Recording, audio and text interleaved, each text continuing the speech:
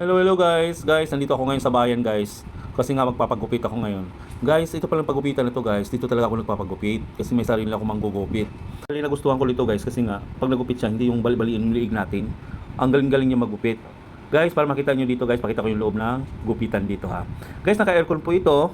Mas maganda dito guys. Nako, pag nandito kayo guys, hindi kami masyado mainitan. Kasi nga, aircon po ito siya. Ayun na nga guys, pagdating ko, may nauna pa sa akin. Yung manggugupit ko, may ginupitan pa. Kaya guys, ito, tambay-tambay muna ako dito sa gilid. Kasi nga, inaantay ko pa na matapos yung matanda. Pagdating ko kasi may matanda pa siyang ginupitan eh. Pero sa tingin ko guys, malapit na siyang matapos. Ayun siya guys, yan siya yung manggugupit ko guys, yan. Siya yung manggugupit ko since 2022 pa. Siya talaga yung manggugupit ko. Ayun guys, lumipat na lang siya ng gupitan. Dati kasi guys, dun siya sa may sa malapit sa kalsada dun sa kabila, sa may Nova DC banda. Ngayon guys, nandito na siya sa kabila naman dito malapit sa hospital. Ayun guys, tapos na yung matanda, ako na naman sinunod niya. Alam mo ba guys, antok na ako. Kanina pa kasi ako doon nag-antay. Antok na ako guys. Pero excited ako kasi para magupitan ako agad. Yun guys, habang hindi ka pa nagupitan, guys, hindi ka rin mabuboring kasi may mga palabas sa TV na nakakatawa. Yan sa sinadya siguro nila yan para hindi ka makakatulog. Ayan. Yun na nga guys, numpisa na ako ng pagupit. So, papikit-pikit na yung mata ko kasi sobrang antok ko. Inaantok kasi ako guys eh. Oh, anong gusto ko kasi magupit to, tingnan mo guys. Pag nagupit sa akin, ganyan-ganyan lang. Hindi yung katulad sa mga ibang magugupit, babali-baliin yung liig mo. Nabubuwisit ako. At saka ang galing niya magupit talaga. Marami siyang mga suki na siya guys. Oo, halos lahat sa kanya nang nagpapagupit sa itong tao na to. Okay guys, magupit muna ako guys ha. Sige, titingnan na natin pagkatapos kung anong itsura ng aking gupit. For the meantime, bye-bye muna.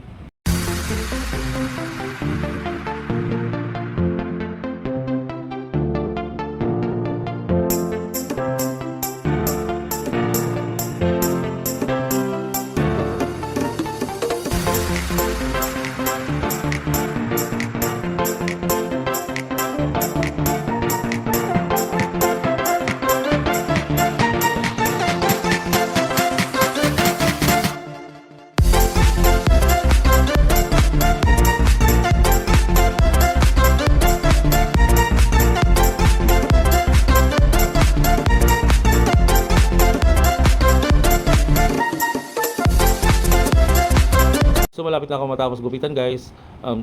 Buti na lang marunong umintindi itong taga-gupit sa akin eh. Minsan kasi talaga nakakapikit ako eh. Sa sobrang pagod. Galing pa kasi ako sa work eh. Kaya dumaan na lang ako rito para pag-uwi ko, tuloy-tuloy na. Kasi 100 na lang naman eh. Ngayon guys, ayun mapakita ko sa inyo guys kung gaano kaganda siya magupit, di ba? Ang galing niya magupit eh. Yun. Saka hindi siya hassle. Hindi katulad sa iba pag nangugupit. Naku, bagi-bagid sa'yo, parang pangit. Hindi katulad sa kanya talagang tingnan mo malayo siya pag nagupit sa'yo, malayo siya. Hindi siya lumalapit sa mga customer. Kaya tapos siya ang iikot. Yan, pwede niya yung ulo mo para maging maayos. Pero siya yung umiikot. Hindi yung tayo iikot-ikot, iliig natin, mababali na. Ganyan usually sa ginagawa sa mga barbero kasi mga ganyan eh. Yung para kaya pag nakapagpagupit ako ng mga ganyan, nawala kung gaano pagupit kaya lumilipat ako sa iba eh. Kaya ngayon, sa kanya lang talaga ako nagpapagupit. Ito sa kasama ko. Bali pala guys, nakilala ko siya guys ng maggugupit na to. Dahil magkasama kami sa gym. Magkasama ko siya sa gym, nagji-gym din.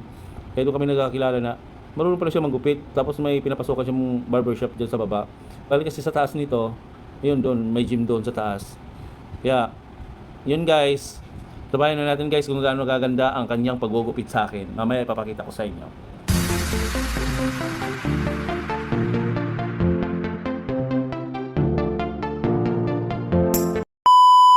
Guys, ito na pa yung gupit niya. Thank you.